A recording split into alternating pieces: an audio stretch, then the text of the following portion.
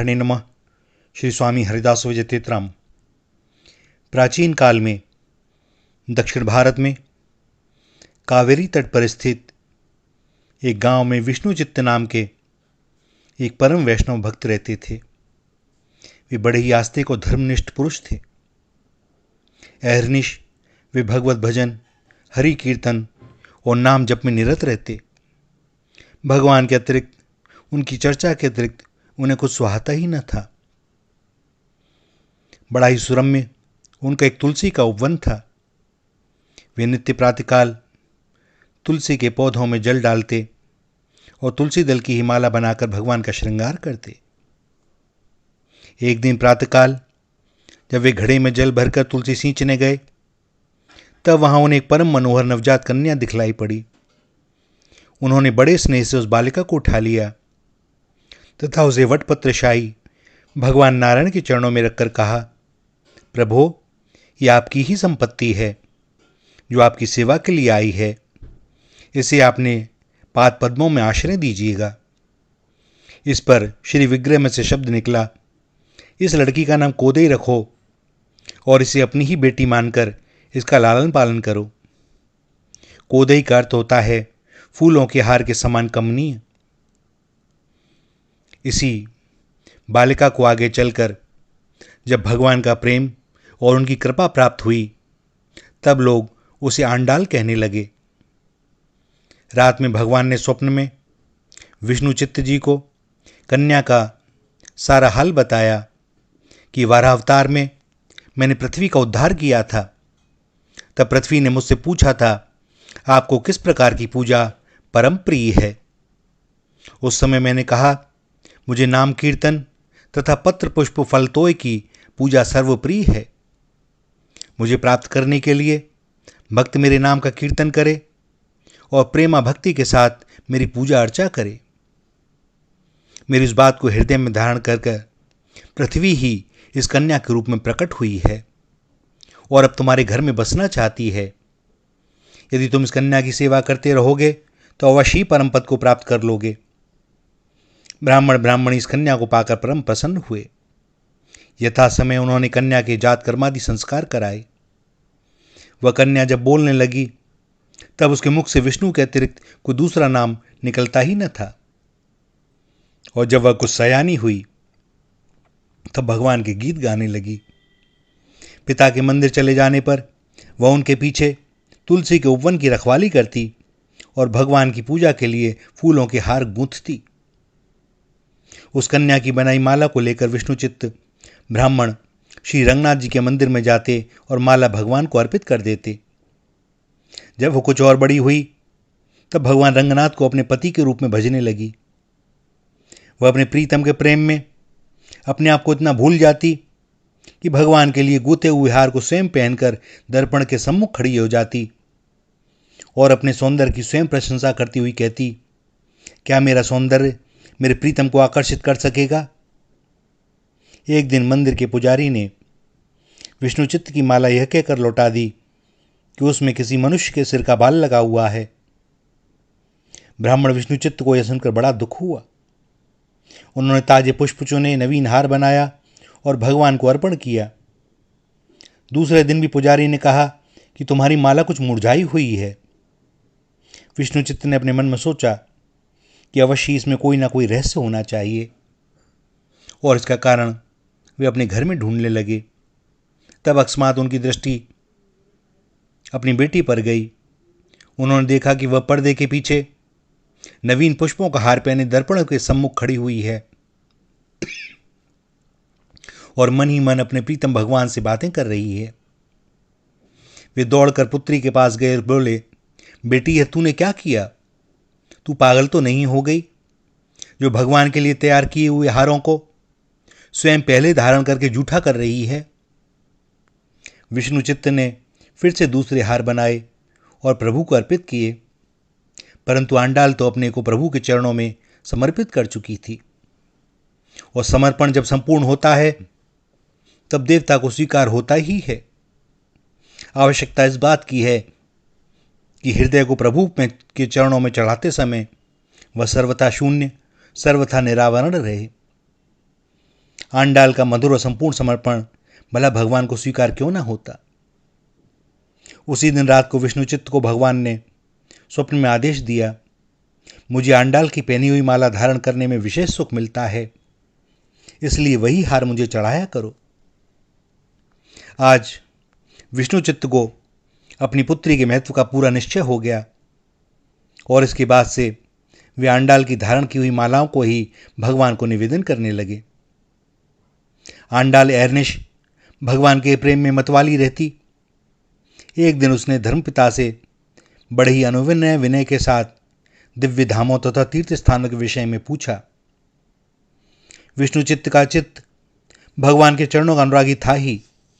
उन्होंने बहुत प्रेम और श्रद्धा भरे शब्दों में अपनी बेटी से भगवान के बैकुंठ आदि दिव्य धामों के नाम बतलाए और अंत में कहा कि दक्षिण में कावेरी के तट पर भगवान श्री रंगनाथ का वास है।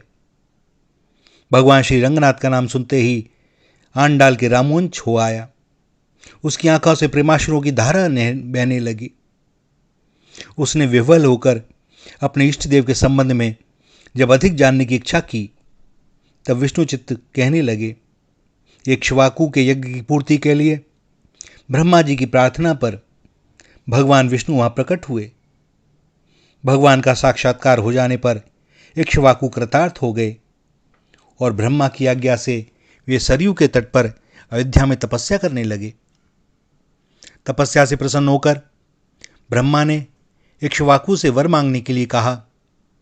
इक्ष्वाकु ने यही वर मांगा कि भगवान विष्णु का यहीं अवध में अवतार हो और वे श्री रंगनाथ जी के रूप में उनके कुल देवता रहें।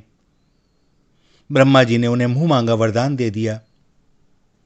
भगवान श्री रामचंद्र जी जब लंका को जीतकर अयोध्या आए, तब उनके साथ विभीषण भी आए थे और वे जब लंका जाने लगे, तब उन्होंने भगवान से कहा, आपका वियोग मेरे लिए सर्वथा असह्य है, अतएव मुझे कोई ऐसी वस्तु दीजिए जिससे मेरे हृदय को धीरज प्रदान हो। विभीषण के अटल प्रेम को देखकर भगवान श्री रामचंद्र जी ने स्वयं अपने हाथों से उन्हें श्री रंगनाथ जी का श्री विग्रह दे दिया और जब विभीषण कावेरी तट पर आए, तब वे किसी दूसरे यज्ञ अनुष्ठान में संलग्न हो गए। इस कारण से भगवान श्री रंगनाथ जी ने अब लंका जाना स्वीकार कर दिया और विभीषण ने वहीं भगवान की श्री विग्रह को स्थापित कर दिया।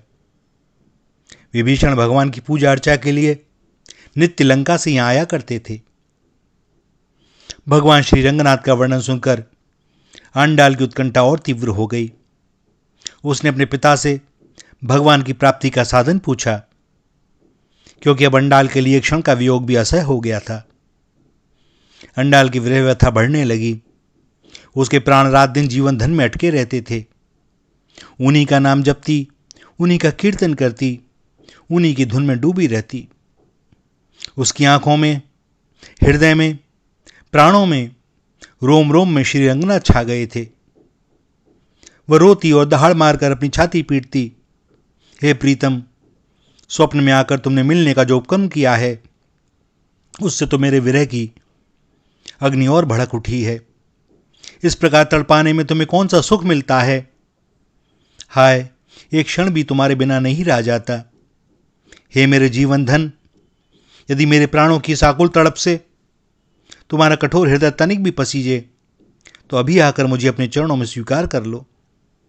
हे नाथ, हे प्राणाधार, सीता की सुध लेने के लिए तुमने समुद्र में पुल बंधवाया और रावण को मारकर उसे अयोध्या ले आए। शिशुपाल का वध करके रुक्मिणी को अपने शरण में ले लिया। द्रौपदी, गज, गणका और गोपियों की टेर सुन ली। आज मेरी बारी, तो तुम इतना विलंब कर रहे हो। मैं जानती हूं कि मैं अपराधिनी हूं, परंतु जैसी भी हूं तुम्हारी हूं। तुम ही मेरे प्राण वल्लभ, हृदयेश्वर, जीवन सर्वस्व और अवलंब हो। तुम्हें छोड़कर किसकी शरण में जाऊं? जिस प्रकार चकोर चंद्रमा को और चातक श्याम घन को चाहता है, वैसे ही मेरा हृदय आपको देखने के लिए व्याकुल है। आंडाल सदा अपने शरीर से ऊपर उठी रहती थी। वह अपने बाहर भीतर सर्वत्र अपने प्राण वल्लभ प्रभु के अतिरिक्त और किसी को देखती ही न थी। वह अपनी देह से भले ही विष्णु चित्त के बगीचे में रहती थी, किंतु उसका मन नित्य वृंदावन में विचरता रहता था। वह गोपियों के साथ खेलती, मिट्टी के घरौंदे बनाती, और इतने में श्री कृष्ण आकर उसके घरेंदों को डहा देते और मुस्कुराने लगते। कभी वह गोपियों के साथ सरोवर में स्नान करने लगती और प्रीतम श्री कृष्ण आकर उसके वस्त्रों को उठाकर ले जाते और कदम पर चढ़कर बैठ जाते। कभी कभी मन से ही वृंदावन विचरती और रास्ता चलने वालों से पूछती, क्या तुमने मेरे प्राण वल्लभ को इधर कहीं देखा है? क्या किसी को मेरे कमल नयन का पता है? और स्वयं ही अपने प्रश्नों का उत्तर भी देती, अजी देखा क्यों नहीं, वह तो वृंदावन में बांसुरी बजाकर श्री यमुना तट पर गोपियों के साथ विहार कर रहा है। वसंत ऋतु में वह कोयल को संबोधन करके बड़े करुण स्वर में कहती, अरे कोयल, मेरा प्राण वल्लभ मेरे सामने क्यों नहीं आता? वह मेरे हृदय में प्रवेश करके मुझे अपने वियोग से दुखी कर रहा है। मैं तो उसके लिए इस प्रकार तड़प रही हूं और उसके लिए मानो यह सब निरा खिलवाड़ है। एक दिन जब वह अपने प्रीतम भगवान के विरह में अत्यंत व्याकुल हो गई, भगवान रंगनाथ ने स्वप्न में मंदिर के अधिकारियों को दर्शन देकर कहा, मेरी प्रीतमा आंडाल को मेरे पास ले आओ।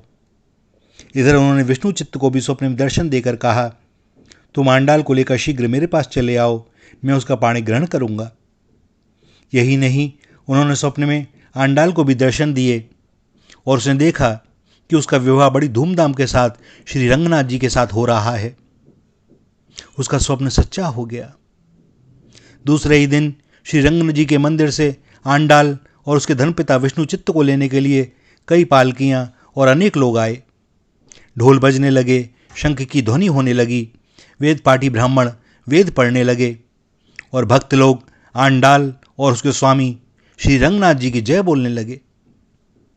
आंडाल ने प्रेम में मतवाली होकर मंदिर के भीतर प्रवेश किया और तुरंत ही वह भगवान की शैय्या पर चढ़ गई। इतने में ही लोगों ने देखा कि सर्वत्र एक दिव्य प्रकाश छा गया और उस प्रकाश में देवी आंडाल सबके देखते ही देखते बिजली सी चमककर विलीन हो गई। प्रेमी और प्रेमास्पद एक हो गए। आंडाल के जीवन का कार्य आज पूरा हो गया। भक्त भगवान से जाके मिल गया। दक्षिण के वैष्णव मंदिरों में आज भी आंडाल के विवाह का उत्सव प्रतिवर्ष सर्वत्र मनाया जाता है।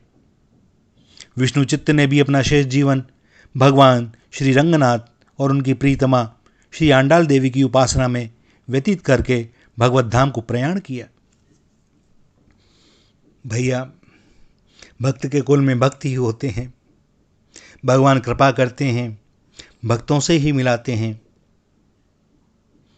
आनंद की कोई सीमा नहीं रहती। उनकी कृपा तो उनकी कृपा है, उनकी कृपा की बात न पूछो। श्री राधा, श्री राधा, श्री राधा।